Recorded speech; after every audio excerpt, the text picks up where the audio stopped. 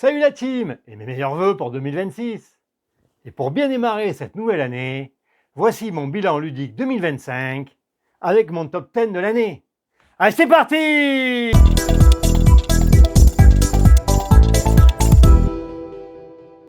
Alors d'abord, une très grosse année pour moi, avec plus de 1000 parties sur 233 jeux différents et avec 117 découvertes, dont 51 nouveautés de 2025. Et attention, il ne s'agit que de parties en physique, car je ne les comptabilise pas sur BGA, TTS et autres. Je remercie d'ailleurs les associations À nous de jouer sur Marseille, le Griffon Rouge sur Saint-Victoré, Ludique Attitude sur Roquevert et Tour de jeu sur Istres, ainsi que mes groupes privés qui se reconnaîtront et avec qui je joue tout au long de l'année. Bref, ça va être difficile de faire aussi mieux cette année. Côté top, sur les jeux découverts en 2025, je citerai Tech Time, avec plus de 200 parties au compteur et 65 personnes différentes à qui j'ai fait découvrir le jeu. C'est mon jeu le plus joué de l'année. Un jeu de cartes en coop avec des règles simples, une difficulté qui augmente au fil des horloges, il y en a 40 au total, des surprises au fil des parties, bref, il a tout pour être nommé à l'As d'Or 2026. D'ailleurs, j'en fais mon favori. Le Seigneur des Anneaux, le jeu de pli coopératif. Presque 150 parties, avec 56 personnes différentes, c'est mon deuxième jeu le plus joué de l'année. Un jeu de pli coopératif, inspiré de The Crew, mais bien plus thématique, avec 18 chapitres, dont certains pas toujours faciles. A noter que la suite Les Deux Tours est prévue en VF début 2026. On enchaîne avec The Gang. 43 parties de ce jeu, type version coopérative du poker, Texas Hold'em. Ici, à chaque manche, vous devrez parier sur la puissance de votre main de cartes par rapport aux autres, et en fin de manche, vous vérifierez vos évaluations. Une mécanique simple mais très subtile qui vous demandera une bonne logique d'équipe.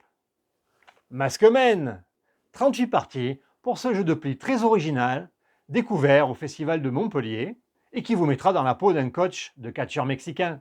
Il faudra envoyer tous vos catcheurs sur le ring, mais au début de chaque manche, vous ne connaîtrez pas leur valeur. À vous de créer leur hiérarchie au fur et à mesure. Un jeu déroutant au premier abord, mais qui renouvelle fortement le genre. Le Seigneur des Anneaux, le destin de la communauté.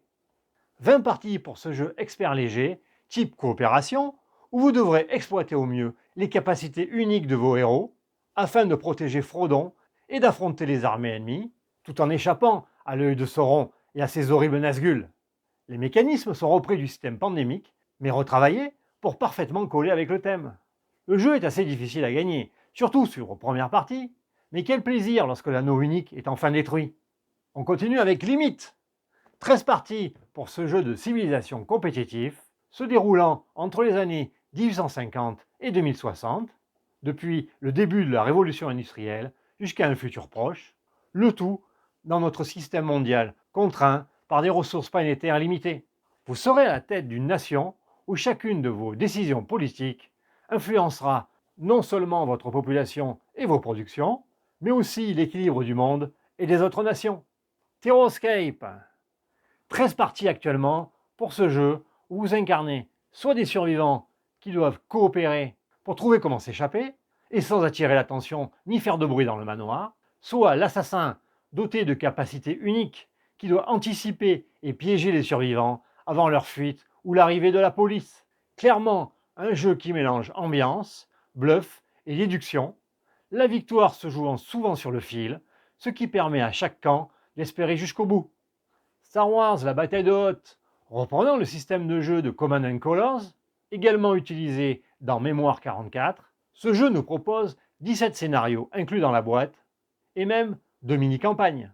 Vous allez recréer différentes escarmouches de la célèbre bataille du film, en fonction du scénario choisi, afin de remporter un certain nombre de médailles, celles-ci étant gagnées généralement pour chaque unité adverse entièrement éliminée. Et vous pourrez même refaire la célèbre bataille complète. Et enfin, un gros jeu expert en la personne de High Frontier for All. Sorti en 2020, je n'avais joué qu'à son ancienne version. Oubli réparé, et clairement, c'est une expérience à part entière.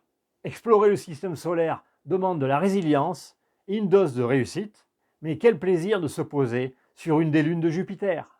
Voilà qui termine mon bilan ludique, et vous, dites-moi en commentaire quelles sont vos top découvertes de 2025. Allez, je vous souhaite à nouveau une excellente année 2026 et à bientôt sur Je Conseille.